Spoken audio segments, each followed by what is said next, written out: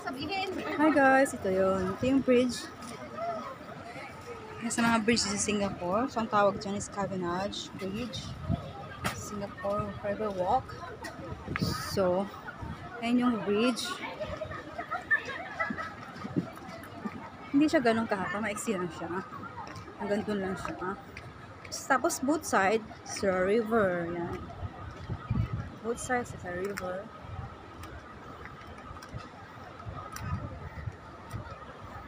Sa kabila din. Yan. Kabila. Yan, guys. Ang ganda ng view, diba?